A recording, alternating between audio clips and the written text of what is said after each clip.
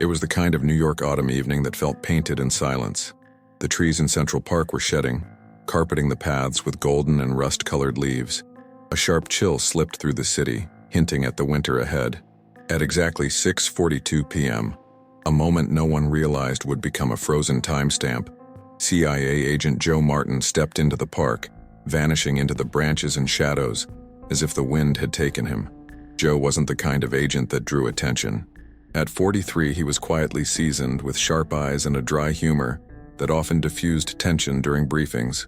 He had spent nearly 2 decades with the agency, but behind the tough assignments and long hours, he was someone who made people laugh.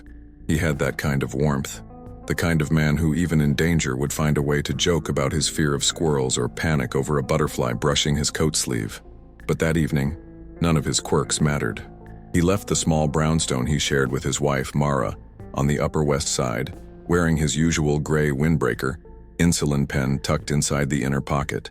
Diabetic since he was 27, he was meticulous, never missed a dose, always carried protein bars in his car, avoided unnecessary risks. Except this time, the risk was part of the job. Mara had gotten used to living with the unknown. Wives of agents learned to stop asking too many questions. But Joe had been distant that week, restless.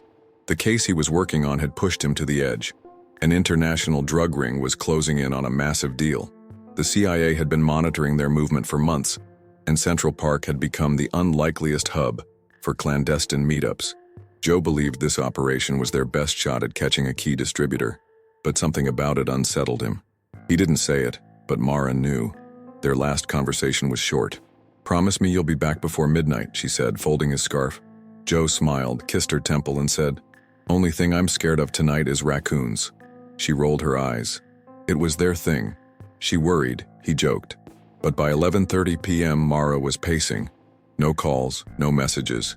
His phone went straight to voicemail. Midnight passed, then 2 a.m. The hallway light stayed on. The next morning, the CIA knocked on her door. Their faces were grim but measured. They told her there had been a disruption during the surveillance. Joe had gone radio silent. No signs of a struggle, no GPS, no panic, just nothing. Disappeared into thin air. They called it a delayed response situation. She called it what it was. He was missing. The official story never reached the public. Classified operation, high-level clearance. Mara wasn't allowed to speak to the press. She couldn't even tell her family. But the silence grew unbearable. In private, she called every hospital in the tri-state area. She walked the park's perimeter for weeks, clutching his photo, showing it to strangers. Most shook their heads. One man swore he saw someone who looked like that near the reservoir weeks prior. It led nowhere. 14 days after Joe's disappearance, the only item recovered was his CIA badge. It was found under a pile of wet leaves, cracked down the center near the Ramble, a wild section of the park known for winding trails and thick trees. The forensics team found no blood, no struggle, no prints, just the badge, placed almost too neatly, like it was left there on purpose. That discovery broke Mara. She stopped sleeping. Her hands trembled when she touched his things. Joe's flannel jacket, the one he never wore but kept for sentimental value, still hung behind the door. His insulin kits remained untouched in the refrigerator. She couldn't bring herself to throw them away. Once she pressed her nose against one of his old sweaters, just to remember his smell. The loss was everywhere, in their bed, in the sound of silence in the morning, in the way the air felt heavier without his voice. He had once called himself an atheist with commitment issues, laughing as he flipped through Mara's Bible. He didn't believe in higher powers or divine plans. If God exists, he's got a twisted sense of humor, he'd say. Now, 3 years later, Mara found herself praying to the God Joe never believed in. The seasons passed cruelly. Fall became winter. Winter thawed into spring. Years turned into layers of pain. People moved on. His case was eventually shelved. Insufficient leads. The phrase made her sick. But she didn't move on. Every Thanksgiving, Mara set an extra plate at the table. Every December, a wrapped gift sat under the tree with Joe's name. Year 1, she bought him a leather journal. Year 2, a new watch. Year 3, she didn't buy anything, just lit a candle and waited. Until 1 week ago.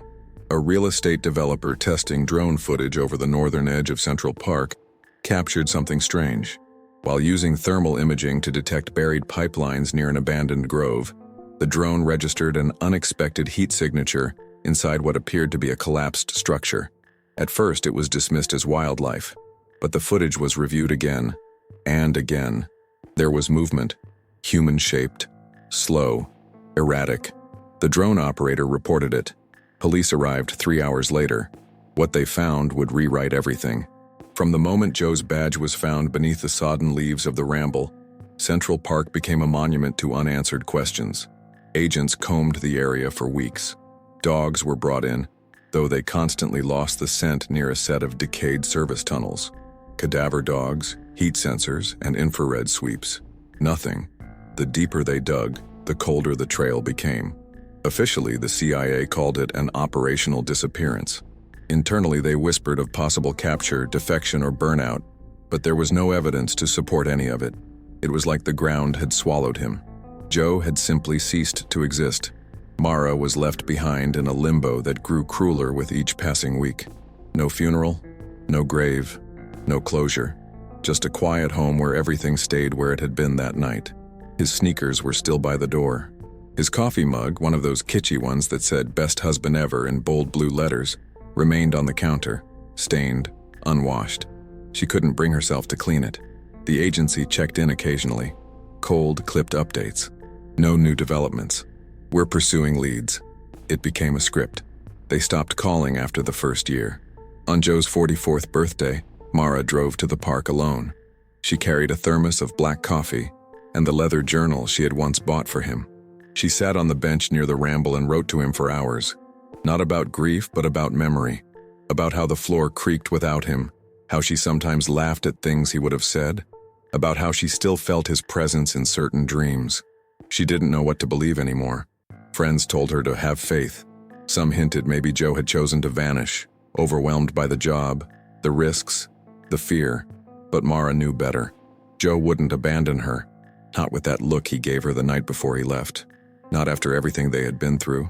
And yet, in her darkest hours, even Mara began to question her own certainty. She kept a corkboard in their bedroom. On it were maps of Central Park, highlighted areas, red string connecting places Joe had mentioned. It was the kind of obsession only someone who refuses to give up could maintain.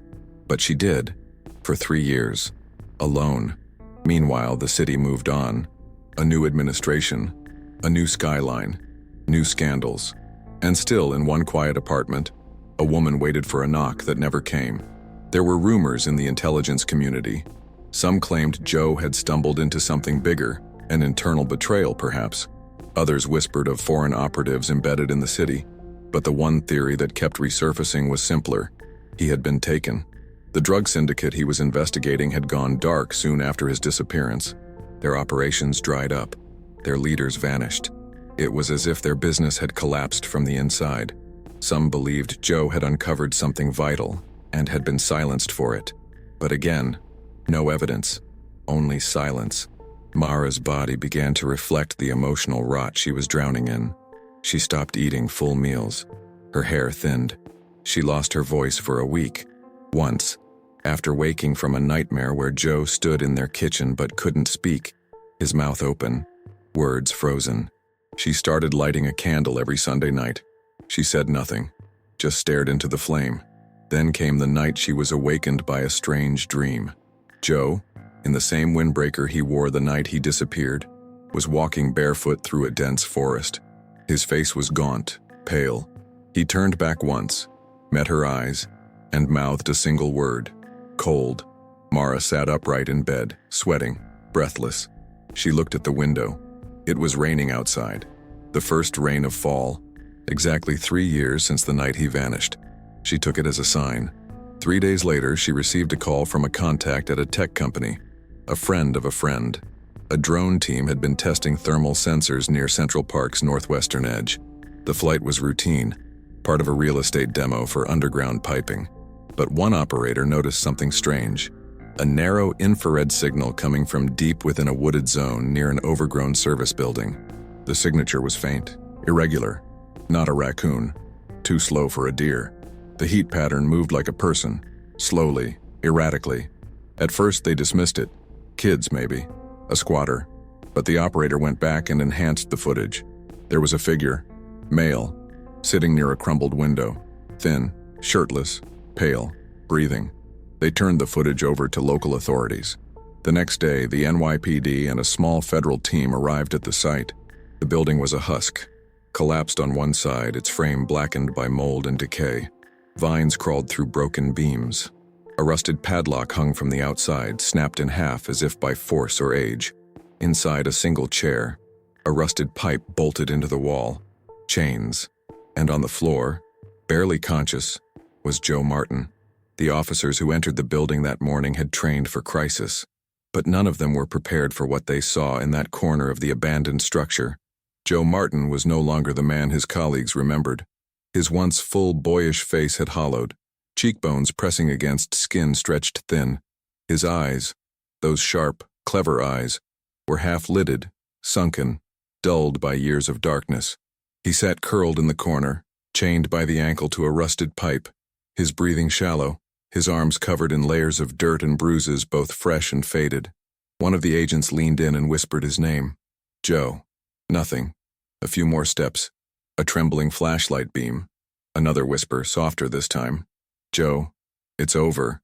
His eyelids fluttered. He turned his head slightly toward the voice. His mouth opened, cracked lips moving with difficulty. The first sound he made wasn't a word. It was breath, like he'd forgotten how to speak. His eyes met the agent's, then drifted toward the small red light on a body cam. He blinked, and then, slowly, as if from muscle memory, he smiled. Faint, crooked, barely there, but unmistakably Joe. The room stood still for a moment longer, frozen between horror and awe. A medic dropped to his knees and began checking vitals. Joe didn't resist. He barely moved, but his eyes stayed open, focused, present. They called Mara 27 minutes later. She didn't believe it at first, thought it was a cruel prank. The voice on the phone repeated it 3 times. He's alive, over and over, until the words broke her. She didn't cry, not at first, just went silent. A different kind of silence than the one she'd lived in. This one was heavier, more fragile. At the hospital, when she walked into the room, she didn't speak, didn't rush to him. She just stood at the doorway, watching. Joe was barely recognizable. Wrapped in blankets, tubes running into his arms, eyes closed but alive. There was a faint hum from the machines beside him, measuring heart, breath, glucose. His face was bearded, thin as a wire. His hands were trembling. She took one step forward, then another. He opened his eyes, and for a second it was like the room ceased to exist. No beeping, no humming, no fluorescent light. Just him, just her. His lips moved again. Mara? She nodded, too overwhelmed to speak. I thought you'd be gone. She moved to the side of the bed and cupped his face with one hand. I was here the whole time. He tried to smile again, but it collapsed into a sob. She leaned her forehead to his and whispered, You came home. They didn't talk much that night. There were too many questions and not enough strength, but Joe asked for something small, a Bible. The same man who used to tease Mara for her quiet prayers now whispered one of his own into the hospital room ceiling. He didn't ask for answers, only peace. As the hours passed, doctors ran tests. Joe's condition was fragile, malnourished, dehydrated, his insulin levels dangerously low. They estimated that he'd survived on almost nothing, a few scraps. Rainwater collected in rusted cans. Occasional deliveries from those who had chained him meant not out of care but necessity. But Joe didn't speak about them. Not yet. He told Mara only one thing before drifting to sleep. I stopped believing in everything, until I saw the sun again. The days that followed were filled with whispers in hallways. CIA officials arrived, trying to collect statements, but Joe wouldn't talk, not to them. He said only that he'd been taken near the ramble, blindfolded, then dragged underground. He didn't know where, only that it was cold. Always cold. He was asked about the traffickers, about what he knew. He gave them nothing, not because he was hiding anything, but because he didn't have the energy to relive it. With Mara, it was different. She sat by his bed every evening, reading to him from old letters she'd written during his absence. She told him about the world he'd missed, news, books, her quiet moments, and each night she left a small object on the table beside his bed. His flannel jacket, his badge cracked down the middle, a photo of them at Coney Island, laughing, wind in their hair. Each item was a thread, stitching him back to a life he barely remembered how to live. One afternoon, a nurse found him staring out the window. It was raining lightly, and the glass was fogged. He was tracing something into the condensation with his finger. A cross, small, uneven, but deliberate. Joe Martin had come back from a place no one was supposed to survive, and the world no longer looked the same. The hospital room where Joe Martin recovered became a quiet sanctuary of suspended time. He rarely spoke. Words were too small, too fragile to hold what he had endured.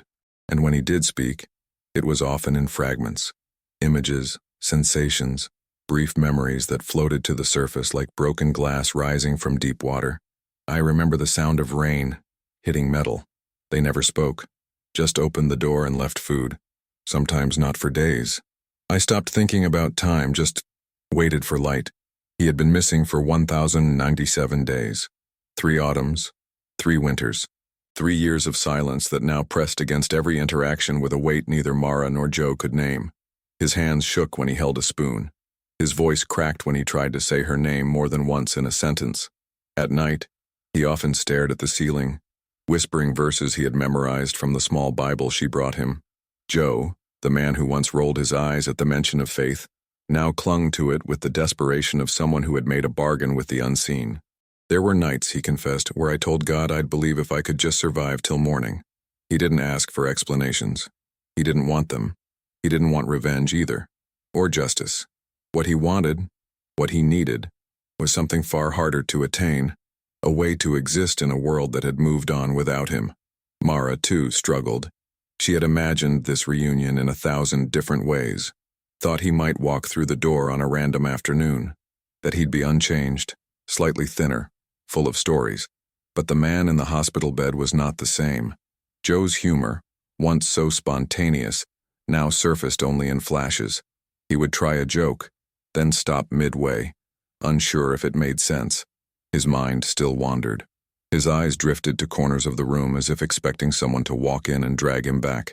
One afternoon, she found him holding his cracked badge. He stared at it in silence. "They left this behind on purpose," he murmured. Mara sat beside him. "Why?" "Because they wanted you to stop looking." She didn't answer. Instead, she placed her hand over his and said, "But I never did." For days, Joe avoided mirrors. He didn't want to see what time had carved into his skin. But when he finally did, he touched the glass softly, almost reverently. "I thought I'd be angry," he said. "But I'm not. I'm just tired." One of the doctors suggested he see a trauma specialist. Joe declined. What would I say? That I survived by eating bugs? That I forgot the sound of my own voice? That I begged a God I didn't believe in to let me die some nights and to save me on others? But Mara gently insisted, and he agreed, on one condition. She had to go with him. Their first session was quiet. The therapist asked Joe what he feared the most now. He thought for a long moment and finally whispered, "Silence. Not the kind you live in, the kind that lives in you." Recovery was slow. Some days Joe sat on their balcony for hours just breathing, watching the trees sway, listening. Other days he refused to leave bed. Panic gripped him over the smallest things.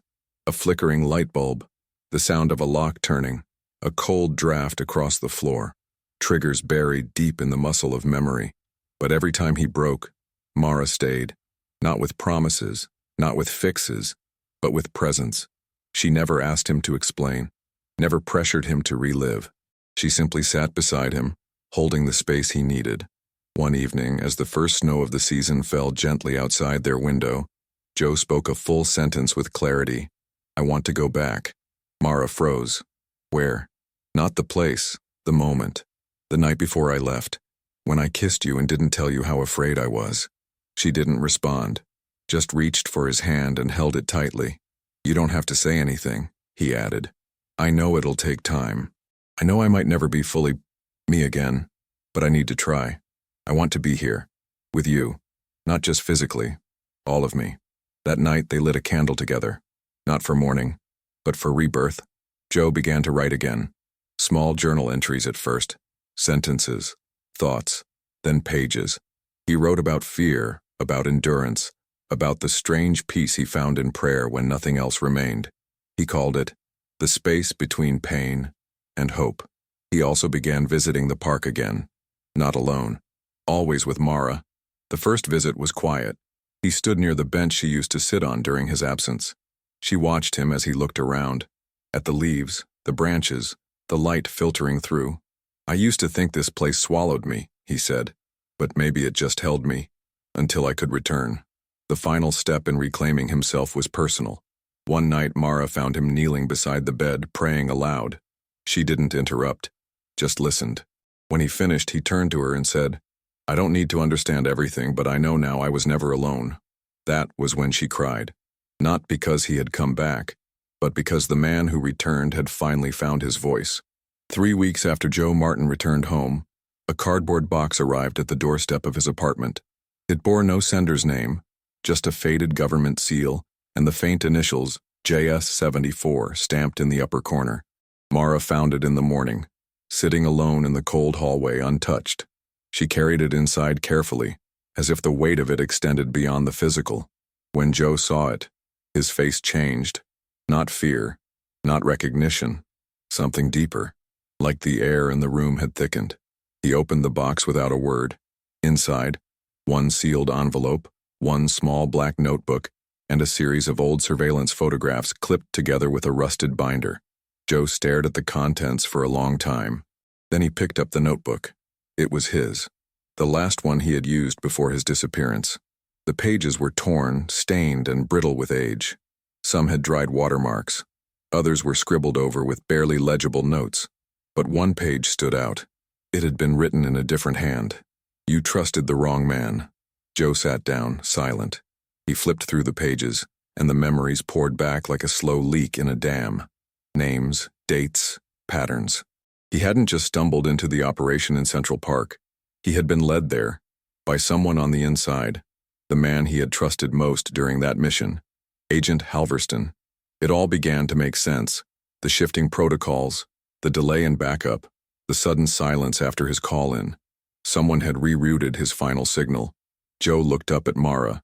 "They set me up," he said, voice low. It was meant to be quiet, clean. No loose ends. Mara touched his hand. "Why now? Why send this?" Joe turned to the envelope. Inside was a single photograph. It showed him, 3 years earlier, shackled in the corner of that same crumbling building, eyes barely open. The photo was old, taken during his first days of captivity. There was no camera inside, he thought, but clearly someone had been watching, documenting. On the back, another note. "You were never supposed to survive."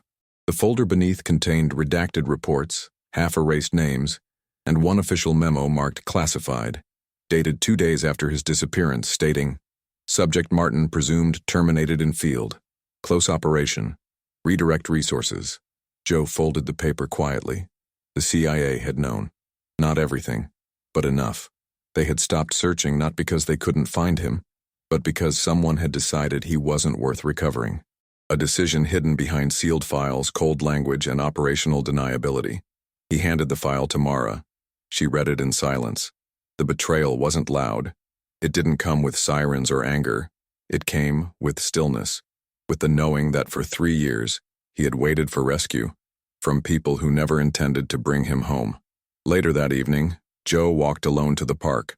The same bench, the same trees. The city hummed behind him, unchanged. He held the photo in his hand, not for vengeance, for closure. 2 days later, a letter was published anonymously in a quiet online forum for retired intelligence personnel. It detailed everything: his disappearance, his captivity, the file, the betrayal. No accusations, no demands, just the truth, laid bare. The story gained quiet traction. A few journalists asked questions. Some whispered of cover-ups, but no formal statement was ever made. The agency remained silent. Files were under review, the usual, but Mara and Joe didn't need noise. Truth had done its work. They returned to their life gently day by day. The box, once a symbol of pain, now sat beneath their bed, not to be forgotten, but not to be worshipped either. just a part of the whole. One final moment came weeks later. Joe placed the cracked badge on a small shelf beside the window. Next to it, he placed his Bible. Side by side, the man who left with only logic had returned with faith. And the world, with all its silence, with all its cruelty, had failed to break him. As the snow fell again, Mara stood beside him. She asked softly, "Do you need anything?" Joe looked at her.